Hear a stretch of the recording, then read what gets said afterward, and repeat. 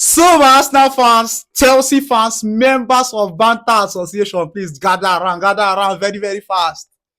Yes, it is now time to discuss about this match in detail between Arsenal facing up against Chelsea. This is my pre-match preview to that particular match. But before I dive into these matters in details, a quick disclaimer. I'm discussing about this in black and white. I'm explaining this, keeping sentiment, keeping banter, keeping emotions aside. So if you know you're very, very emotional, follow the door or just swipe. Just swipe very, very fast. If you know you're very emotional, football is not an emotional sport. It is more all about stats and based on as the game be. You understand? So if you know you're very emotional, keep on one side or just swipe. You understand? But before I dive into this matter very fast, drop a like on this video, hit share, and drop 1 or 2 comments in respect to the matters we go dey discuss or dey touchlight in the comment section, and hit the follow if you're not following. Smash the subscribe. That's the only love and support wey if you give me as it stands right now.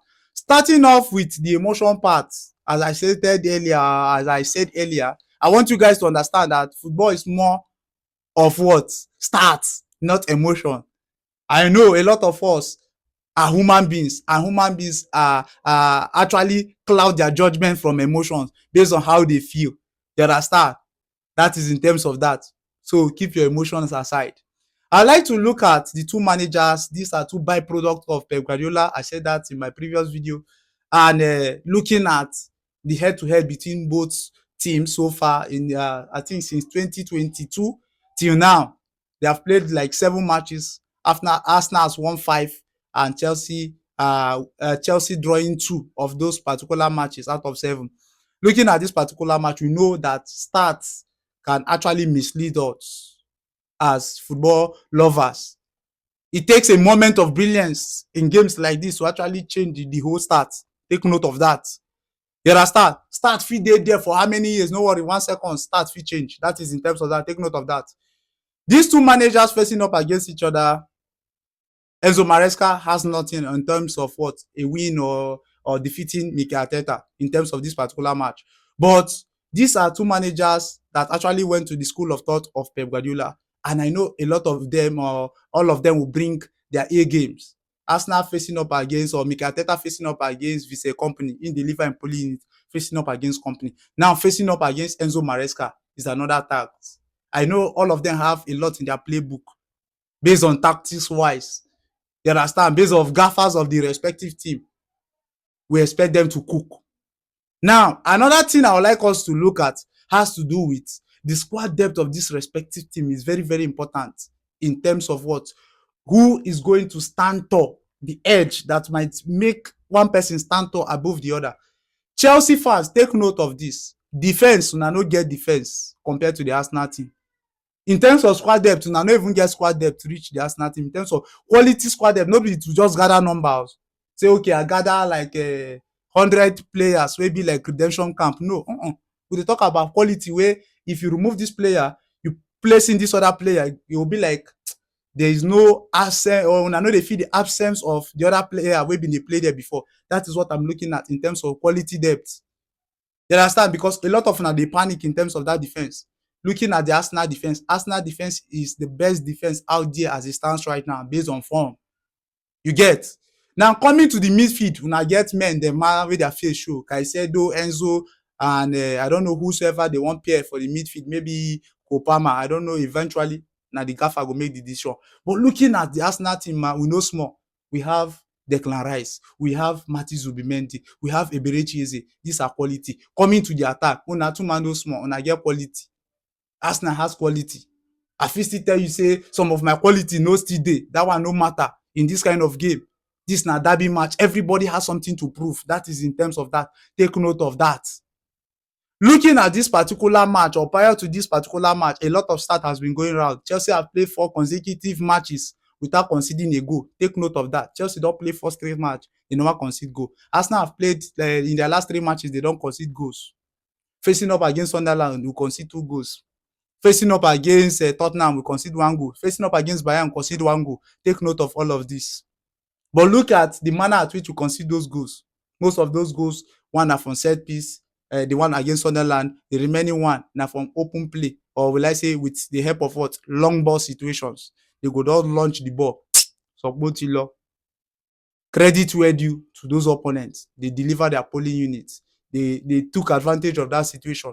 But at the end, we still maintain our rhythm. Moving into this particular match, in this whole month of November, we know the amount of goals we don't score. They say before Arsenal go score 1 or 2, they go end match. No, now Arsenal they score plenty goals. Bayern Munich, what they call them, Spurs, we scored a lot of goals. Chelsea too man no small, but Chelsea goal numbers of goals they score in the past how many matches? You know if you compare with Arsenal, Arsenal they rain goals these days. That is in terms of that.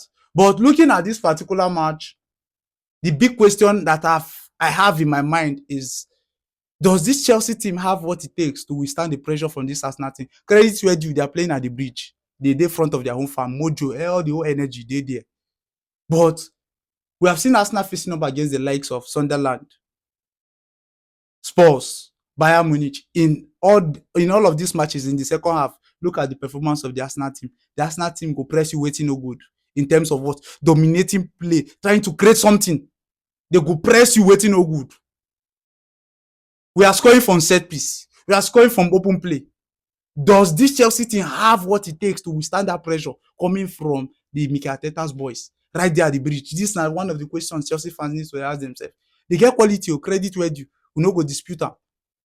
Now, coming back to another factor I want to look at, a lot of Chelsea fans are always saying Estevao Williams will cook. Estevao Williams will cook. I'm just laughing. Bro, Estevao Williams will be facing up against a Calafiori. A Calafiori that is very, very tall and huge than him in terms of size. If you tell me, say, Estevao Williams, they're very fast in quick feet, but bro, if Kala cover you body, ask Olise now.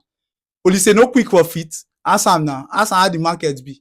That is what I'm looking at. It is not all about how fast he is. Can you actually displace Calafiori? This is the question Chelsea fans need to be asking themselves. Now, looking at the loopholes and the performance of this Arsenal team so far, so good. Some people say, okay, Arsenal will concede a lot of goals. But the question is, how many goals has Arsenal even conceded on an average? Be like saying, tops 2 in any match. Tops, bad as the bad, 2. Facing up against this Chelsea team, I don't see us conceding those amount of goals where una dey see. Chelsea team, the only possible way I see Chelsea defeating this Arsenal team is by using long ball. Playing it all the way to the wings to see if they can actually run down the Arsenal defense and whipping crossings. That's the only thing I'm seeing Chelsea can actually do. But moving on, looking at what this Arsenal team did against Bayern, bro, you know, go discredit us. In a whole game of 90 minutes, Kane ghost. It took a moment of brilliance from Kimmich for that long range pass for them to see that big chance they scored. Only one big chance in the game of 90 minutes with the collection and quality of players Bayern has. And they are undefeated in the whole of Europe, even in the domestic. Now facing up against this Chelsea team, Chelsea facing up against Barcelona. A lot of Chelsea fans has the narrative that Baba will defeat Barcelona, we feel run them against Arsenal. But the question is, who did you play against in the Barcelona midfield? There's nobody there in the midfield to actually detect the play for the Barcelona team in the first place. So now the midfield just belongs to Nana. Just use Barcelona catch cruise. No one. These are all of the things I want you guys to take note of. But the main key factor that can actually make any team stand out has to do with what? The clinicality of each team in the final third. It'll be all about who attack pass or who press pass, that who taking chances pass for this kind of games. Because this kind of games now, just one small error, they actually determine who stand tall or not. My Gunners fans, Chelsea fans, members of Banter Association, I don't talk my own. We could not talk my own for the comment section. Drop your thoughts and comment in the comment section on top these particular matters. Hit the like button, hit the share button, share this video across members of Banter Association, Chelsea fans, Arsenal fans. You understand? And hit the follow button if you are not following. Smash the subscribe. And the only love and support if you give me. On Sunday night, after that match, 8 p.m. to be precise, we will meet for YouTube. We could talk about this match as it be. On YouTube, to be precise, on Sunday, 8 p.m. We'll look at this match, everything that actually happened in details. Make we haji and touchlight the matters. As usual, me, I don't